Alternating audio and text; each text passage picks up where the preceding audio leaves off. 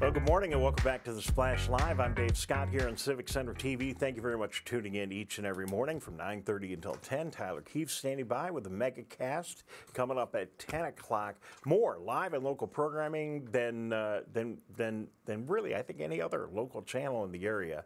We're really glad to be doing that, and we can't do it without the help of our fantastic partners in the community. One of those is none other than Gina Gregory of the Greater West Bloomfield Historical Society, who joins us this morning. Hi, Gina. Thank you for joining us. Good morning, Dave. How are you? Yeah, I need a little sip as well. That's a beautiful coffee mug you have there. Why, thank you. I So, just happened to choose it. It's my Pleasant Lake mug oh, I that goes with see. my Pleasant Lake book.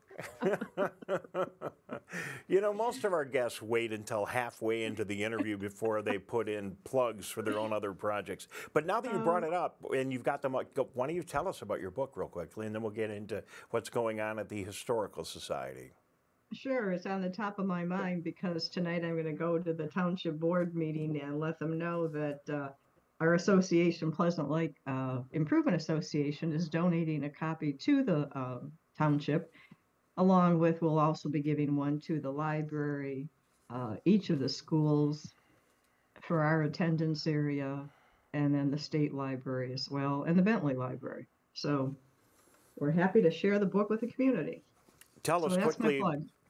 what's between the front cover and the back cover inside that book? What will people find? 25 years worth of research and history about the Pleasant Lake area, which is southwest West Bloomfield. Pleasant Lake's along Walnut Lake Road between Halstead and Haggerty. And we just cover the area right around there because there's so much history. We limited ourselves to that.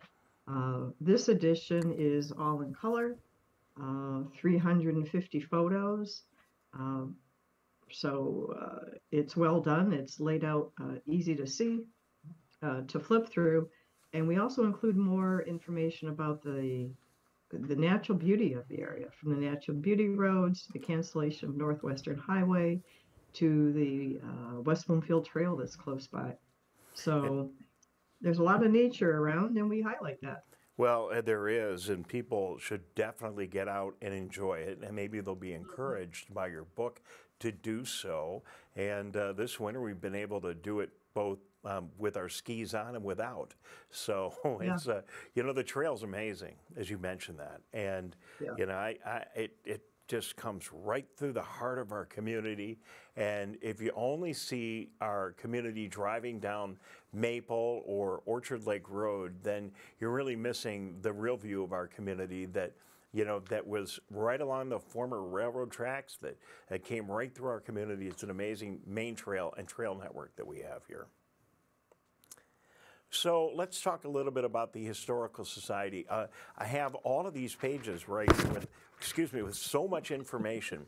What are the highlights? What are the highlights of things that you have coming up at the Historical Society that you'd like to point out this morning?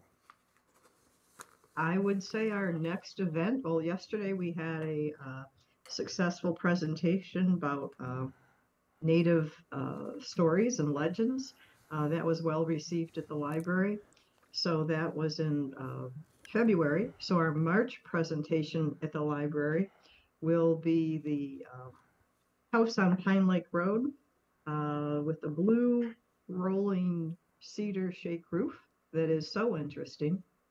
I've met the owner, and he remodeled the inside back to what it was and when it was first built, and it's a beautiful building, beautiful home. So he'll be talking about that as well as the history in the area, which is plentiful. There's just a lot to talk about for Pine Lake, with the connection to the early auto entrepreneurs, as well as the amenities in the area that developed because this was a resort area and vacation area. So that home, first of all, how old was that? When was that built? Oh, I can't quite say. I think it's about 1904, but maybe it's in the 20s. I really Dave, there's so much going on. I can't. No, I that's don't quite right. memorize the facts. No, no, that's quite all right. But it's going to be fun to Uh, hear about it. And, Gina, when you think about that home and the variety of homes that we do have in our area that have been around for a long time. I mean, I grew up yep. in one. We've got homes that were a part of our resort culture back then. And then we have homes Yep. like the one that I grew up on Maple Road, which is still there. It's Hmm. got to be 130, maybe 140 years old now. It's right on one of Wow. those older homes, right on Maple Road, right by the fire station. And Hmm. that was one of the DeConnick houses. They were one of the big Oh, farmers and landowners yep. here. So you've got those old big farmhouses that are on our major thoroughfares. You've got these other amazing houses. You've got the whole lakefront history here in our area. So it's really it's amazing to go hear these stories and learn more about our community. Right.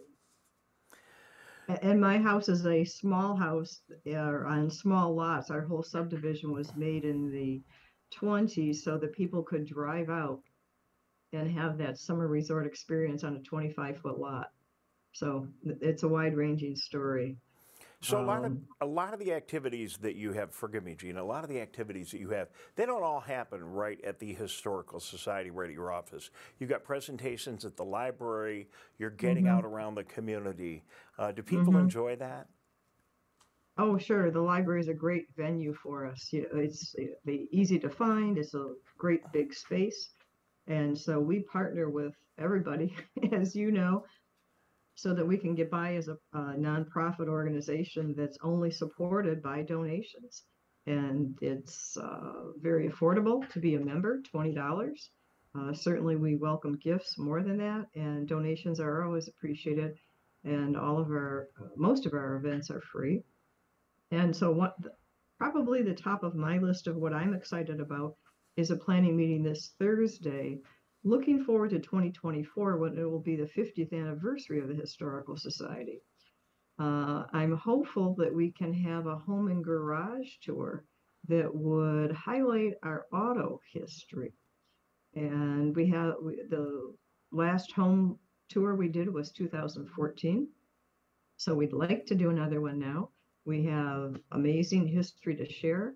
I think we'll have the venues, but we need people to step forward to help plan all the details that go into a an event such as this. It's fun.